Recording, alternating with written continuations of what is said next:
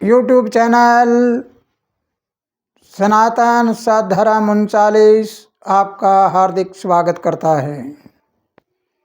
प्यारे सज्जन पुरुषों, पिछली वीडियो में आपने सुना ब्राह्मण पार ब्राह्मण शूद्र के बारे में, और शूद्र के बारे में भी आपको बताया था कि शूद्र और शूद्र में भी अंतर होता है।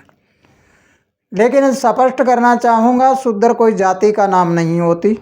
शूद्र इंसान की सोच होती है। इंसान की सोच छोटी और बड़ी हो सकती है। इंसान कोई छोटा बड़ा नहीं होता।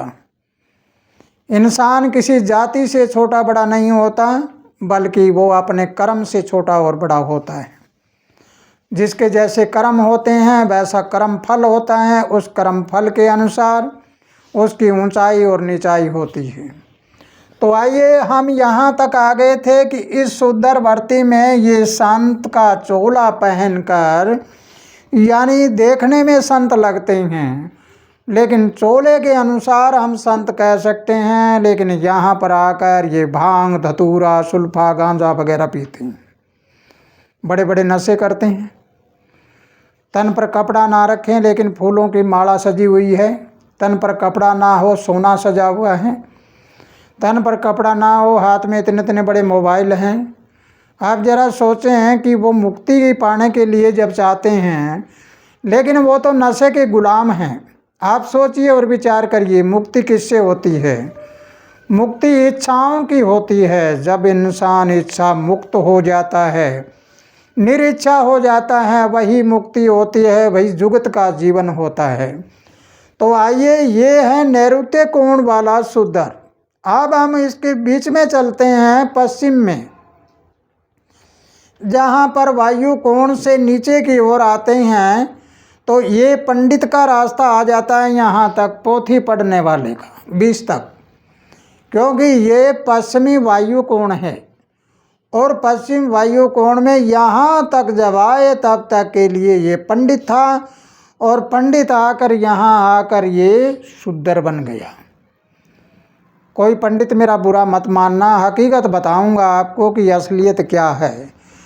यहाँ पर आकर इन पंडितों का भिन्न भिन्न रूप बन गया। कोई तारक बन गया, कोई गुरुड़ा ब्राह्मण बन गया, कोई कैसा ही बन गया, कोई कैसा ही बन गया, कोई कैसा ही बन गया।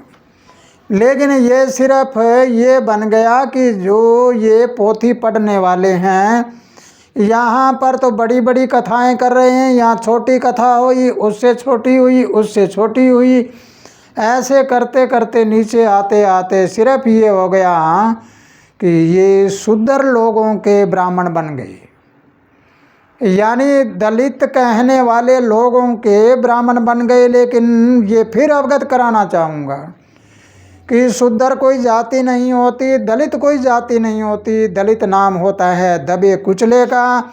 वो किसी जाति का हो सकता है, किसी धर्म का हो सकता है, किसी समाज का हो सकता है। लेकिन यहाँ पर आकर इन शूद्रों ने अपना रूप बदल लिया, और यहाँ से नीचे चलकर ये धीरे धीरे नीचे चलकर आते आते इस जगह पर आ गए, जहाँ पर पूरे नशेड़ी बनकर कह दिया कि ये देखो, ये ब्राह्मण है, ये शूद्रों के ब्राह्मण है, ये शूद्र संत है और है। इधर ये संत का रूप था, पार ब्राह्मण का रूप था, और इधर ये ब्राह्मण का यहाँ से इस चौपटे से आकर यहाँ पर आकर न तो संत रहा न शूद्र रहा। चोला संत का है, दिमाग शूद्र है। और इधर देखते हैं तो ये पश्चिम में पूरा शूद्र है। आप चलिए, हम छतरी की ओर चलते हैं, पूर्व की ओर। ये पूर्वी स्थान है।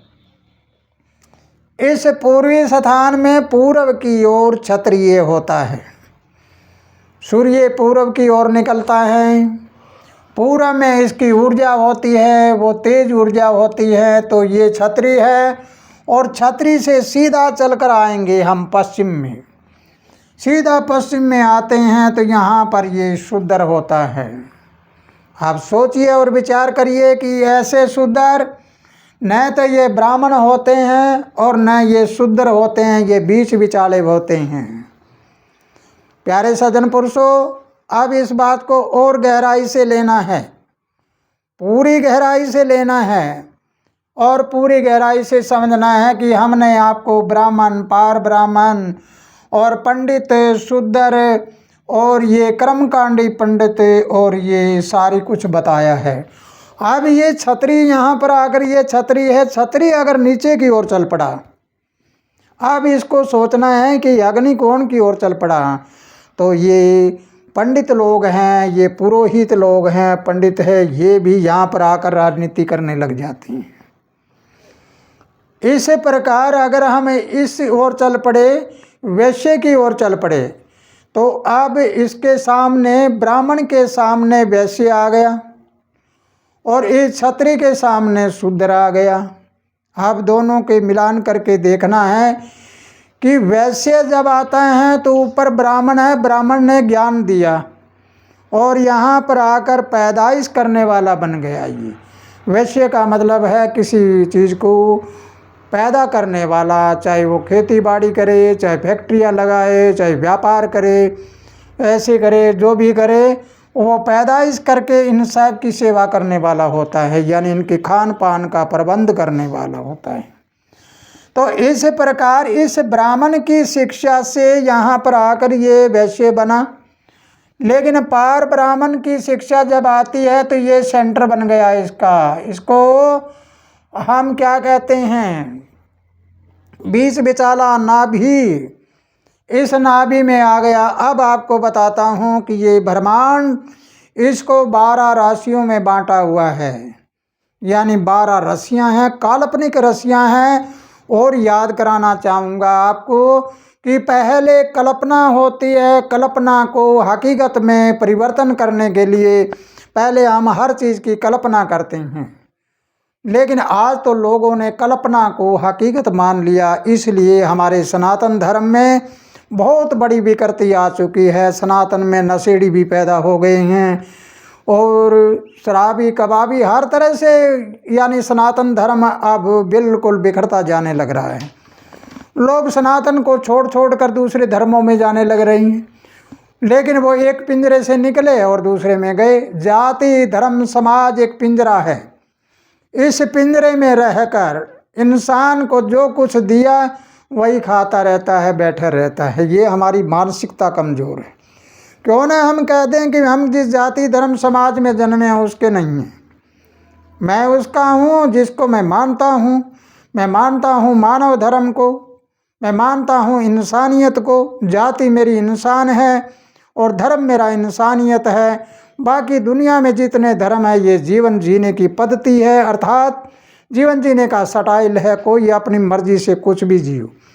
ये हमारा पक्का सौदा धाम, ये हमारा सनातन सत धर्म, ये हमें सिखाता है कि इसमें कोई धर्म, जाति, मजहब नहीं है।